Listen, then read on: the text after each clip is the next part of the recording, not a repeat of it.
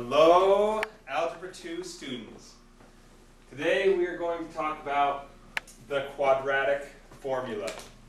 And by now you should recognize this form of a quadratic equation where you have some number times x squared plus some number times x plus some other number equals 0. And today we're going to figure out how we can most easily figure out what x could be when we have a whole bunch of numbers in here for a, b, and c. We'll figure out what x can be.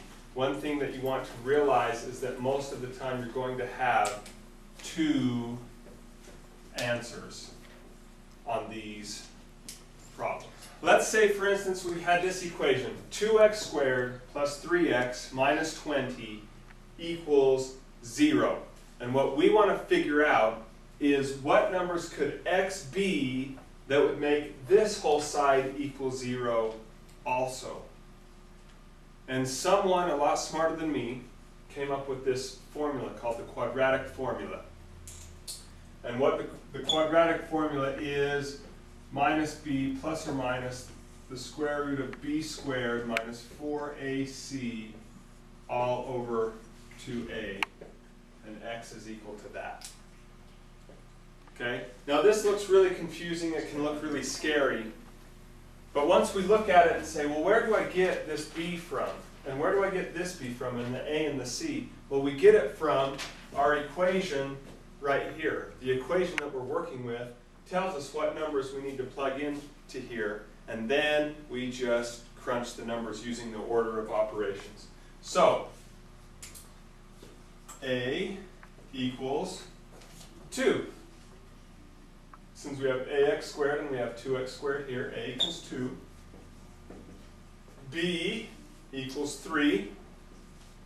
And c equals negative 20.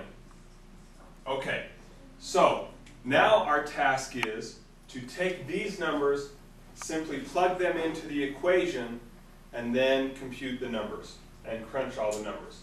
So, negative b. b is 3, so we have negative 3 plus or minus. If you've never seen that before, I'm going to explain what that means in just a minute, so don't let that scare you. The square root of b, we already knew that b was 3. b squared, 3 squared, minus 4 times 1, 2, times negative 20. So on this top row, we've just taken all of our variables and plugged in the numbers that each variable represent. And then on the bottom, we have 2 times 2. Okay? Now, using the order of operations, what we're going to do is we're going to crunch all of those numbers. And where do I start? I'm going to start right here underneath this square root sign. Okay, so what we're going to do is we're going to take this, we've plugged in all of our numbers now, and we're going to come over here and we're going to start working on crunching the numbers. I rewrite everything. I don't skip any steps. And so I rewrite my x equals negative 3 plus or minus the square root, and since we're working underneath the square root first because of the order of operations, I say 3 squared is 9, and negative 4 times 2 is negative 8, times negative 20 is positive 160. Okay? Again, negative 4 times 2 is negative 8 times negative 20 is a positive 160 all over 2 times 2, which is 4. Okay? And now I bring this down one more step, and I rewrite everything that I know.